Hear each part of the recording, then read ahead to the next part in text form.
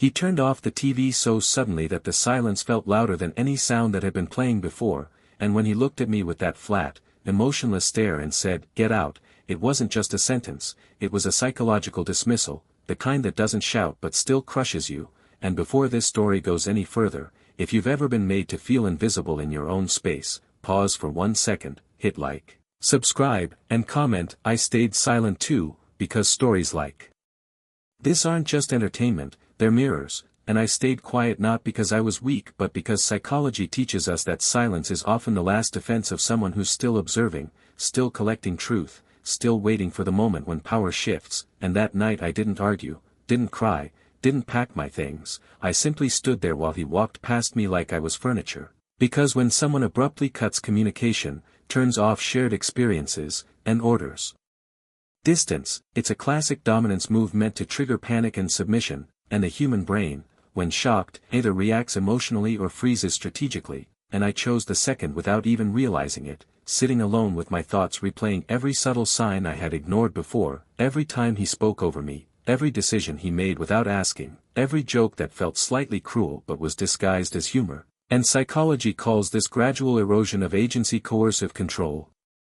where nothing seems abusive on the surface until one moment pulls the curtain back, and that moment for me was the TV going dark, because shared rituals are emotional glue, and when someone deliberately shuts them down, they're signaling emotional eviction before physical separation. And I slept on the couch that night not because I was told to but because my nervous system was in shock, my body trying to understand how a home could suddenly feel hostile. And the next morning I woke up with a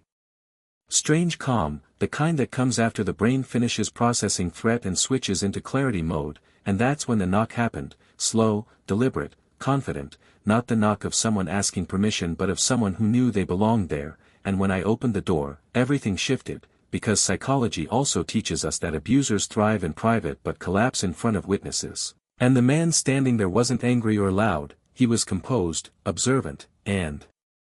carried the kind of authority that doesn't need volume. And he greeted me before even looking inside, which immediately disrupted the power dynamic because acknowledgement restores humanity. And when he stepped in and asked casually how things were going, the air changed, because suddenly my silence had context. And the man who told me to get out the night before stiffened in a way only someone does when they realize the narrative is no longer under their control, and the visitor didn't accuse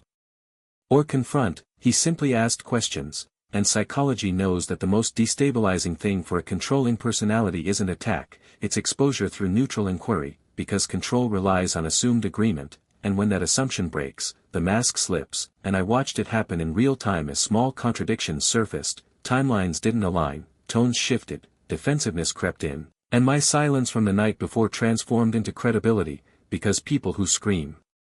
their innocence sound desperate, but people who wait often sound truthful. And the man listened more than he spoke, nodding slowly, letting pauses stretch just long enough for discomfort to do its work. And that's when I understood that staying quiet wasn't submission, it was strategy my mind chose instinctively, because sometimes the most powerful response to emotional eviction is patience, and psychology backs this, showing that those who rush to defend themselves often play into the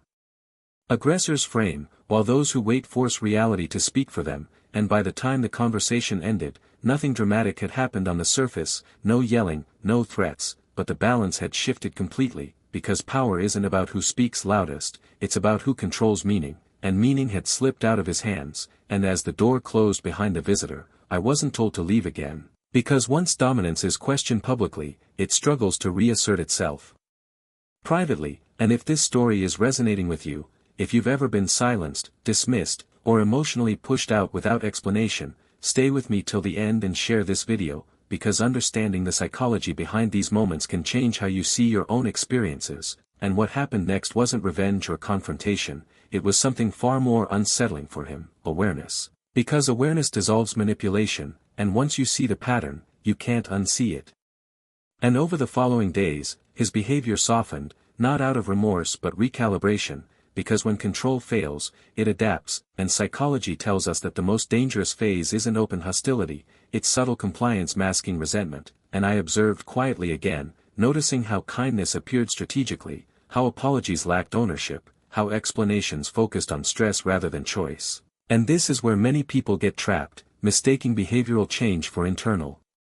change, but the brain remembers threat longer than words can erase it, and I began planning not an exit but a reclaiming of self, because sometimes leaving isn't about running away, it's about walking toward clarity, and if you're watching this wondering why someone would stay after being told to get out, understand this: trauma doesn't make people weak, it makes them analytical, and silence doesn't mean acceptance, it means assessment. And the next time someone tries to erase you from a space you helped build, remember that your quiet might be the very thing that allows truth to enter the room. And if this story helped you see your own situation differently, don't just scroll away, subscribe, comment your experience, and share this with someone who needs to know that staying quiet can sometimes be the first step toward taking your power back.